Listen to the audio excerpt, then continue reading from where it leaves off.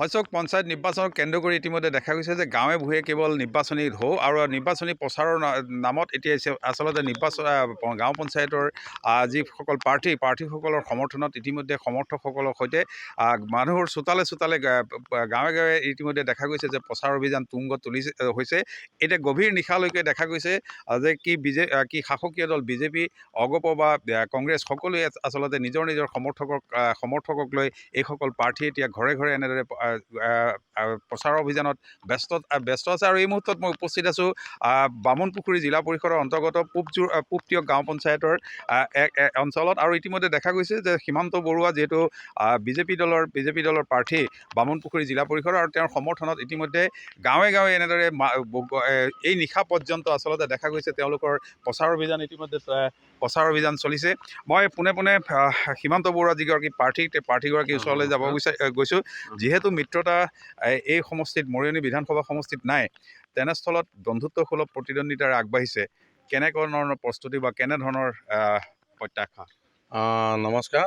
পোনপ্ৰথমে মই আপোনালোকৰ চেনেলৰ যোগেদি সদৰিকে মই শুভেচ্ছা জনাইছোঁ। কথা কি হ'ল, ৰাইজে এতিয়া চাইছে, ৰাইজে দল চোৱা নাই, ৰাইজে প্ৰাৰ্থী চাইছে, প্ৰাৰ্থীৰ বক্তৃত্ব চাইছে। আজি দেখা পোৱা গৈছে সমাজ ব্যৱস্থাপনাত যে যিসমূহ প্ৰাৰ্থীয়ে প্ৰতিদ্বন্দ্বিতা আগবঢ়াইছে দলৰ পৰা আগবঢ়োৱা প্ৰতিদ্বন্দ্বীসকল, মোৰ যিসকল প্ৰতিদ্বন্দ্বী হৈছে অগপ হওক বা কংগ্ৰেছ হওক, তেখেতলোকে এটা কেৰিয়াৰ ৰাজনীতিক হিচাপে কেৰিয়াৰ বা সমাজ ব্যৱস্থাৰ কেৰিয়াৰত অহা নাই, তেওঁলোকে ৰাজনীতিক এটা কেৰিয়াৰত আহিছে। আজি মোৰ অগপৰ মিত্ৰ দলৰ প্ৰাৰ্থীগৰাকী হওক, তেখেত এটা সম্বন্ধৰ ক্ষেত্ৰত এটা কম বয়সতে প্ৰতিদ্বন্দ্বিতা কৰিব বা জিলা পৰিষদলৈ লিখা এটা গুৰুত্বপূৰ্ণ পদবীলৈ আহিছে। ৰাইজে সেইটো দৃষ্টি ৰাখিছে।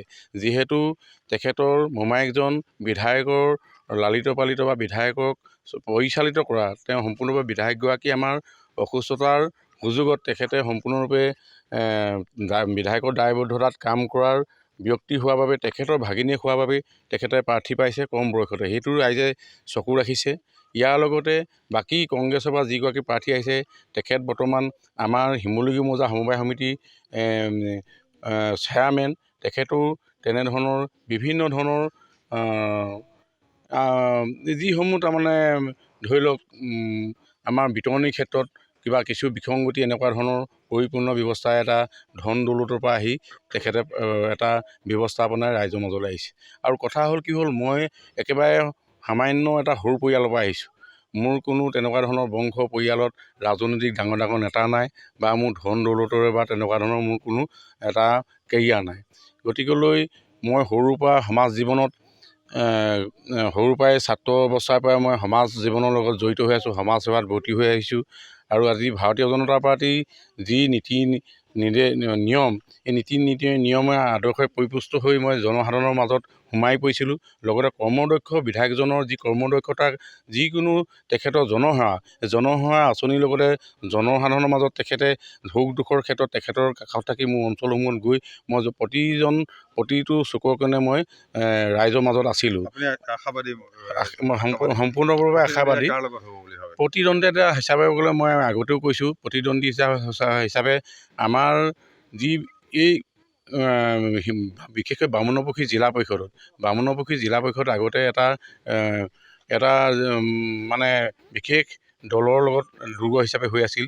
কিন্তু আজি আমাৰ মৰিয়নি সমষ্টিলৈ অহাৰ পৰা আমাৰ কৰ্মদক্ষ বিধায়কজনৰ যি কাম কাজৰ প্ৰতি সহায় জনাই আজি দল বৰ্ণ নিৰ্বিশেষে গোটেই ৰাইজ আমাৰ মাজলৈ আহিছে। আজি অগপৰ যদি প্ৰতিদ্বন্দ্বী হিচাপে ক'বলৈ যাওঁ, কিন্তু অগপৰ গোটেই প্ৰাৰ্থীসমূহে আমাৰ কৰ্মীসকল আমাৰ মাজলৈ আহিছে। কালি ফণীন্দ্ৰ শইকীয়া এজন ভাল কাৰ্যকৰ্তা অগপৰ দলৰ, কালি পৰহিলৈকে তেখেতে ৱাৰ্ড মেম্বাৰ হৈ আছিল পঞ্চায়তৰ, তেখেতলৈকে ব্যক্তি আহিছে। আৰু তেখেতৰ লগতে আৰু তেনেকুৱা ধৰণৰ বহুত ব্যক্তি আমাৰ লগত যোগসূত্ৰে ৰাখি আমাৰ লগত কাম কৰি আছে।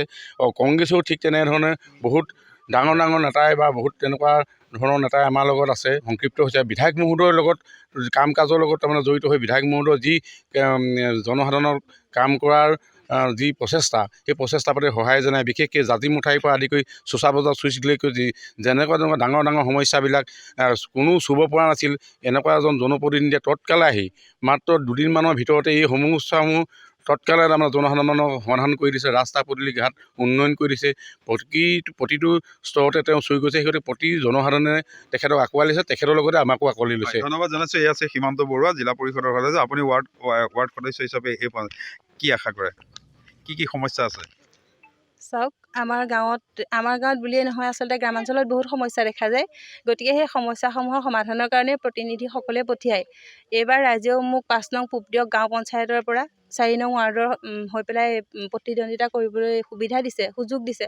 গতিকে মই বয়োজ্যেষ্ঠসকলৰ আশীৰ্বাদ আৰু সকলোৰে মৰম চেনেহ লৈ পঞ্চায়তৰ এই প্ৰতিনিধিত্ব কৰিব বিচাৰিছোঁ আৰু আশা ৰাখিছোঁ তেওঁলোকৰ সহায় সহযোগত। কিছু পৰিৱেশ আমি আপোনালোকক দেখুৱালোঁ আৰু এনেদৰে এতিয়া গাঁৱে ভূঞে পঞ্চায়ত নিৰ্বাচনৰ যিসকল প্ৰাৰ্থী আছে তেখেতসকলে ৰাইজৰ মন বা ভোটাৰৰ মন জয় কৰিবলৈ এতিয়া উঠি পৰি লাগিছে। আৰু বিশেষকৈ আজিৰ দিনটোত যিহেতু প্ৰথম পৰ্যায়ৰ পঞ্চায়ত নিৰ্বাচনৰ প্ৰচাৰৰ অন্তিমটো দিন, গতিকে আজিৰ দিনটোতো দেখিবলৈ পোৱা যাব প্ৰাৰ্থীসকলে অন্তিম প্ৰচেষ্টা চলাব যাতে ৰাইজৰ মন জয় কৰে বা এই পঞ্চায়ত নিৰ্বাচনত তেখেতসকল যাতে বিজয় সাব্যস্ত কৰে। আজিৰ দিনটোতে অন্তিমটো প্ৰচাৰ অভিযান প্ৰথম পৰ্যায়ৰ পঞ্চায়ত নিৰ্বাচনৰ।